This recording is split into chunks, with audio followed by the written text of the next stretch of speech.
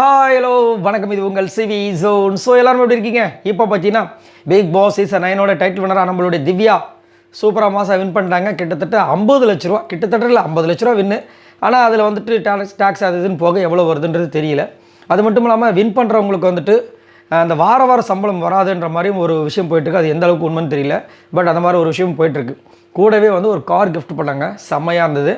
ஏதோ சம்திங் சூப்பரான ஒரு காரு, ரொம்ப அழகாக இருந்துச்சு. ஸோ ரன்னராக வந்து சபரி வந்தாங்க, வின்னராக வந்து நம்ம திவ்யா வந்தாங்க. அது மட்டும் இல்லாமல் அன்அஃபிஷியல் ஓட்டிங்ஸில் அவங்க தான் பயங்கரமாக இருந்தாங்க. என்னதான் அவங்க மேலே வந்து நிறைய குற்றச்சாட்டுகள் வச்சாலும், பிஆர் அது இதுன்னு சொன்னாலும், கடைசியாக கேம் முடிஞ்சிடுச்சு. கேமில் வந்து அவங்க தான் வின்னர். அது பொறிக்கப்பட்டு விட்டது. அது வந்து மாற்ற முடியாது, சரிங்களா? அது மட்டும் இல்லாமல் திவ்யாவோட ரசிகர்களுக்கு இது ஒரு பெரிய ஒரு ட்ரீட்டாக இருக்கும்.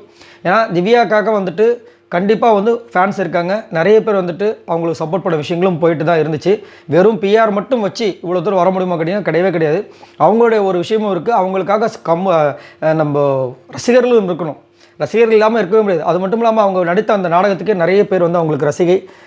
நம்ம பிக் பாஸ் வீட்டுக்குள்ளே கூட ஃப்ரீ ஸ்டாஸ்கில் வந்தவங்க கூட சொல்லியிருப்பாங்க, திவ்யா நான் ரசிகை அப்படின்னு சொல்லியிருப்பாங்க. சபரியோட அம்மா நினைக்கிறேன், சம்திங் அம்மா யாரோ சொன்னாங்க. ஸோ அதனால் வந்துட்டு சூப்பராக வந்து மாதம் வின் பண்ண விஷயம் உண்மையிலே சூப்பராக இருந்தது. அப்புறம் அவங்களோட ஃபேமிலியெல்லாம் பேசுனாங்க. நம்ம விக்ரமோட ஃபேமிலி, சபரியோட ஃபேமிலி, திவ்யாவோட ஃபேமிலி. அப்போ திவ்யாவோட அப்பாவை பார்த்தோம், ஃபேஸில் வந்து சம்திங் ப்ராப்ளம் இருந்தது பார்க்க முடிஞ்சது. ரொம்ப வருத்தமாக இருந்துச்சு. ஏன்னா ஃப்ரீ ஸ்டாஸ்க்கு அவர் வந்து பேசின விஷயங்கள் செம்மையாக வந்து வைரலாக போச்சு. நல்லா கலகலன்னு பேசிட்டு இருந்த ஒரு ஆள் எப்படி என்னாச்சுன்னு தெரியல. கடவுளை பிரார்த்தனை செஞ்சுப்போம் அவங்களை சீக்கிரமாக சரியாகணும். எனக்கு ரொம்ப வருத்தமாக இருந்தது. ஏன்னா ரொம்ப கலகலன்னு சிரித்த ஒரு மனுஷன், ரொம்ப ஜாலியாக பேசிட்டு இருந்தாங்க. ரொம்ப நான் மிஸ் பண்ணேன். திடீர்னு வந்துட்டு பார்க்கும்போது ஒன் சைடு பக்கம் அப்பாவை காமிச்சாங்க. திடீர்னு ஏன் அப்படி காமிக்கிறாங்க? ஒரு பக்கம் கண்ணு துடிச்சிட்டே இருந்துச்சு. திடீர்னு இந்த பக்கம் காமிக்கும்போது ஏன்னா திவ்யாவோட ஃபேஸ் மாறிச்சு. என்னடா இது ஒரு மாதிரி இருக்குது அப்படின்னு பார்த்தும்போது இந்த பக்கம் பார்த்தா ஃபேஸ் கொஞ்சம் ஒரு மாதிரி இந்த மாதிரி இருந்தது.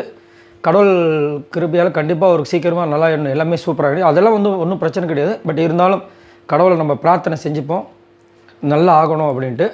ஸோ எது எப்படியோ இப்போது நம்ம திவ்யா சூப்பராக வந்து டைட்டில் வின் பண்ணிட்டாங்க. இந்த மூமெண்ட்டை நீங்கள் எப்படி பார்க்குறீங்க? மறக்காமல் கமெண்ட்ஸ் பண்ணுங்கள். பாய் நம்பரில்.